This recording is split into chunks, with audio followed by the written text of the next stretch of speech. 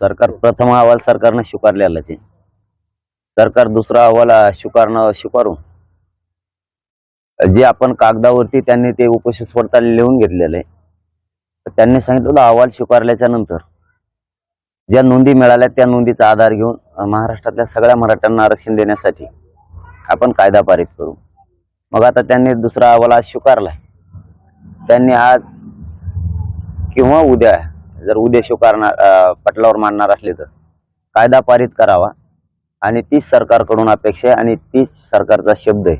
आणि मुख्यमंत्री त्यावर प्रामाणिक राहून खरं बोलतील, खोटं बोलणार नाहीत याची 100% महाराष्ट्रातल्या मराठ्यांना खात्री. पण अहवालात काय नाही, काय नोंदी हे आम्हाला मात्र अद्यापर्यंत अधिकृत माहिती मिळालेली नाही. पहिला अहवाल कालावधी आहे त्याच्याबद्दल काही साशंका आहात का तुम्ही? वेळामध्ये नाही, कमी वेळ नाही. त्यांनीच वेळ घेतलेला आहे. त्यांनीच सांगितलं होतं की आम्हाला 24 डिसेंबर पर्यंत वेळ पाहिजे. जर तुमच्या म्हणण्याप्रमाणे जे आमच्या तज्ज्ञांना लिहून घेतलंय त्या पद्धतीनं जर कायदा पारित करून महाराष्ट्रातल्या मराठ्यांना द्यायचं असं आरक्षण आणि ते टिकलंही पाहिजे असं बी जर तुम्हालाच वाटत असेल तर 24 डिसेंबर पर्यंत मात्र तुम्हाला वेळ द्यावा लागणार आहे. हे 8-15 दिवसात होणार नाही. तर तिथपर्यंत मराठा समाजानं त्यांना 24 डिसेंबर पर्यंत वेळ दिलाय. त्यामुळे कमी वेळ असण्याचं काय कारण नाही. ह्या अहवालामुळे आता आशा वाढली का 24च्या आत काही होण्याची? हो, आता अहवाल स्वीकारलाय म्हणल्याच्या नंतर सरकारच्याच मनाप्रमाणे आता सगळं झालेलं आहे. त्यामुळे सरकार 100% मराठ्यांना आरक्षण देणार आशा आहे. म्हणून तर समाजाने त्यांना 24 डिसेंबर पर्यंत वेळ दिला होता. आता ते त्याचं एकट्याचं ऐकून मराठा समाजावर अन्याय करतील असं वाटत नाही. त्यांनी तो करू पण नाही. कारण मराठा समाजाचाही नाराजी आणि रोष सरकारनं अंगावर घेऊ नये. कारण अहवाल आता दुसरा आलेला आहे आणि सरकारला जी वेळ पाहिजे होता, जे दस्तावेज पाहिजे होते, जे कायद्याच्या चौकटीत बसवण्यासाठी सगळे निकष लागत होते, जे सरकारनं पूर्ण पार केलेले. त्यामुळे आता मराठ्यांना आरक्षण द्यायला नाही म्हणायला त्यांना कुठेही जागा नाही आणि त्यांनी ते आता इथून पुढे म्हणू सुद्धा नाही. तुम्ही कायमस्वरूपी ही समिती ठेवावी अशी देखील मागणी केलेली होती. हा, याच्यासाठी की अहवाल तर प्रथम स्वीकारलाय, दुसरा पण स्वीकारलाय. आता समितीला जे समितीकडून सरकारला जे पाहिजे होतं ते समितीनं काम करून रात्रंदिवस म्हणूयात दिलंय. तर मग आता पुढं आता आरक्षणाचा कायदा बनवा. परंतु तशीच समिती यासाठी राहू द्या की आणखीन सुद्धा काही जिल्ह्यात काही तालुक्यात मिळालेले नाहीत, ती राहिल्यानं आणि थांबवल्यानं काय सरकारला फरक पडणार नाहीये. राहू द्या ना, ती आणखीन काम शोधत राहील. जरी महाराष्ट्रातल्या मराठा समाजाला आरक्षण देण्यासाठी कायदा पारित झाला तरीही ते काम सुरूच राहू द्या. अधिकृत काही नोंदी मिळत राहतील. जरांगे पाटील, मधल्या काळामध्ये असे काही स्टेटमेंट आले की नोंदणीकृतच समजा ज्यांच्या नोंदी आहेत त्यांनाच त्यांच्यासाठीच हे आता प्रमाणपत्र आहे असं लॉजिकली ठरवण्यात आलं. तर तसे काही स्टेटमेंट देखील आले. आता तुम्हाला वाटतं या अहवाल झाल्यानंतर सरसकटची जी आपली मागणी आहे त्याच्याकडेच आता हीच पुरावे ग्राह्य धरून जे नेहमीप्रमाणे तुम्ही म्हणत आहात आता ती संधी आहे किंवा तशा पद्धतीचं पुन्हा एकदा तुम्ही विनंती करता? तेच करावं लागणार आहे. कारण नोंदी सापडल्यात म्हणजे उदाहरणार्थ माझ्या किंवा तुमची सापडली किंवा माझी सापडली, तुमच्या चुलत्याचं काय? म्हणजे याचा अर्थ तुम्ही घरातच भेद करणार का? चुलता त्याच्या रक्ताचा भाऊ किंवा चुलता होऊ शकत नाही का? किंवा भाऊ होऊ शकत नाही का? माझं सापडलं तर माझा भाऊ होऊ शकत नाही का? म्हणजे एकाला साडणार माझी सापडली किंवा तुमची सापडली तर तुम्हाला ते म्हणणार तू कुणबी आहे, काय हरकत नाही, तू शेती करतो. पण तुझा भाऊ तुझा नाहीये, ही निकष कसं काय लावणार आहेत? तुम्ही कसा लावणार आहेत? म्हणजे तुम्ही एक शेतकरी ठरणार, एक नाही ठरवणार, किंवा तुम्ही एक भाऊ ठरवणार आणि दुसरा नाही म्हणता भाऊ, कशाच्या आधारावर? तुम्ही तो भाऊ नाही कशाच्या आधारावर म्हणणार आहेत? म्हणून ज्या नोंदी सापडल्यात, ज्याची सापडली त्याच्यापासून म्हणजे पंजोबाची जर सापडली असेल तर तिथपासून ते खाली येणार त्याचा परिवार सगळा त्या आरक्षणात त्यांना घ्यायला लागणार. तरच ते सगळ्यांना त्याचा लाभ होतो. ज्याची मिळाली त्यालाच देणार असणार तुम्ही किंवा देणार असाल तर त्याच्या भावाने काय करायचं? त्याचा भाऊच नाही हे तुम्ही कसं सिद्ध करणार? त्यासाठी त्याच्या सगळ्या परिवाराला आणि नातलगाला देणं अत्यंत सरकारचं गरजेचं. सरकार आता आरक्षणाच्या अंतिम टप्प्यावरती आलेलं आहे. त्याच्यामुळे जरांगे पाटलांनी टाइम बॉन्ड करू नये असं गिरीश महाजनांनी म्हटलं. आता कुठं टाइम बॉन्ड म्हणलं म्हणा तुम्हाला काय मागचं ध्यानात येतं काय म्हणा? आता कुठे त्याविषयी आले तर टाइम बॉन्ड मागितला बी नाही. आता आरक्षणात द्यायचं तारीख जवळ आली 24 डिसेंबर. आता टाइम बॉन्ड देऊन का करतो?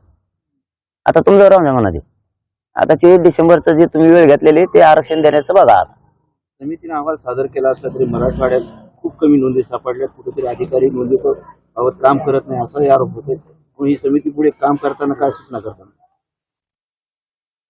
नाही, समितीनं आता दुसरा अहवाल दिल्यामुळं सरकारला आता कायदा पारित करण्यासाठी सोपं झालं. काय असतं, कायदा पारित जर करायचं म्हणलं एखाद्या समुदायासाठी किंवा ओबीसी आरक्षणात एखादा जात घालण्यासाठी किंवा एखादा ओबीसीतून वेगळा प्रवर्ग जर करायचा असला तर समितीला जेवढं काम करायचं तेवढं समितीनं केलेलं असतं. तसं समितीनं प्रथम आणि दुसरा अहवाल देऊन समितीचं काम केलेलं आहे. आता सरकारचं काम आहे की या महाराष्ट्रातल्या मराठा समाजाला आरक्षण देण्यासाठी मराठा आणि कुणबी एकच आहे, याचा कायदा पारित करून महाराष्ट्रातल्या मराठा समाजाचा ओबीसी मध्ये समावेश करणे, या अहवालामुळे ते काम पूर्ण झालेलं आहे. समिती यासाठी ठेवायची की पुढेही आणखीन समिती नोंदी शोधत राहील, यासाठी ठेवायची. कारण अधिकृत आणखीन मिळत जातील आणि ते समाजाच्या खूप कामाला येईल. त्यामुळे समितीनं काम चालू ठेवावं असं आमचं म्हणणं आहे. कायदा तर महाराष्ट्रासाठी पारित होणारच आहे, पण तरीही समितीनं काम सुरू ठेवावं असं आमचं मत आहे. नागपूरमध्ये हिवाळी अधिवेशन चालू आहे. अतिशय महत्त्वाच्या विषयावर चर्चा होणं गरजेचं असतात. मराठा आरक्षणावर सुद्धा चर्चा होणं गरजेचं असतं. मात्र आजचा दिवस जो आहे तो सलीम कुत्ताच्या नावानं चर्चेला गेला, अख्खा पूर्ण दिवस. काय म्हणाल तुम्ही? नाही, ते काय बघायला नाही मिळालं ते कशा गेलाय, परंतु ते घेतील. कारण अधिवेशन हे पुढच्या महिन्यात असतं अंदाजे. तरीही या मराठा आरक्षणासाठी अलीकडे घेतलंय आणि मराठा आरक्षणावर चर्चा होणार नाही असं होणार नाही. त्यांना चर्चा करावीच लागणार आहे. आज करतील, उद्या करतील, पण नुसते चर्चा करून आमचं समाधान होणार नाही आणि आम्ही ऐकणार पण नाही. आम्हाला कायदा पारित पाहिजे त्या नोंदीच्या आधारावर महाराष्ट्रातल्या मराठा समाजाला आरक्षणासाठी. तो शब्द त्यांनी दिलेला आहे. काल एक मुद्दा अधोरेखित केला, वडील किंवा आई कोण किंवा ओबीसी असेल त्याच्या मुलाच्या जातीबद्दलचा काही उल्लेख केला नाही. तो नेमका मुद्दा काय? नाही, काय झालंय, काय काय विदर्भातले आमचे प्रचंड नाते, पश्चिम महाराष्ट्रातले पण आहे, ते आई ओबीसी मराठा आहे पण ओबीसी, तिकडे त्यांना आरक्षण आहे पश्चिम महाराष्ट्रात विदर्भात. ते इकडे आल्याच्या नंतर वडिलाची जात लावली जाते, म्हणजे त्या ओबीसी आहेत. आईची जात न लावल्यामुळे त्या मुलाला आरक्षणाचे फायदे घेता येत नाही. नातं तर आमचं आहे, मराठा आणि कुणबीमध्ये नातं तर होत आहे. विदर्भ पश्चिम महाराष्ट्र एकमेकांचा रोटीपिटी व्यवहार आहे. पश्चिम महाराष्ट्राचा आहे, मुंबईचा आहे, खानदेशापर्यंत पण आहे. मग ती आई ज्यावेळेस इकडं जे जमलेलं असतं, ज्यावेळेस लग्न होऊन इकडे येते त्यावेळेस ती ओबीसीच राहते, पण मुलं ओपन मध्येच. म्हणजे आईच्या जातीचा सुद्धा त्याला फायदा झाला पाहिजे, जेणेकरून त्याला त्याच्या शिक्षणात आणि भविष्यात खूप लाभ घेता येईल आईच्या जातीचा. तुम्ही जशी काही मागणी करणार सरकारकडे भविष्यात आईच्या जातीचा सुद्धा फायदा जो आहे तो या सगळ्या मराठा बांधवांना व्हायला पाहिजे? नाही, काल केली मागणी त्यांनी, ती लिहून पण घेतली असं मला माहिती आहे. बाकीचे शब्द लिहून घ्यायला जमतात त्यांना, हे जमत नाही का? काय बोलतो दिवसभर, शब्दानं शब्द लिहून घेतात. आणि ही तर जनतेच्या हिताची मागणी, राज्याचं पालकत्व त्यांच्याकडे आहे आता, त्यांना माहिती आहे. आणि आम्ही अशी फोनवरती सुद्धा काल त्यांचा फोन आला होता, त्यावेळेस सुद्धा त्यांना सांगितलेलं होतं की तुम्ही हे घ्या, कारण याच्यापेक्षा नातं कोणचं जोडणार आहे? रक्ताचं नातं म्हणजे काय? असणाराला तुम्ही देत नाहीत, म्हणजे आता नोंदीचाच विषय घेऊ आपण. एका भावाची नोंद सापडल्यावर दुसरा तुमचा नाही असं कसं म्हणू शकणार आहे तुम्ही? तसंच ती आई आहे, ती जर ओबीसी आहे, तिकडून कुणबी प्रमाणपत्र आहे त्यांच्याकडे, आणि इकडे आल्यावर त्या कुणबी प्रमाणपत्राचा वापर तिच्याच मुलाला करता येत नाही. तिच्या मुलाला करता यायला पाहिजे ना, ही मागणी आमची की तिच्या मुलाला ते वापर करता आला पाहिजे. एबीपी माझा, उघडा डोळे बघा नीट.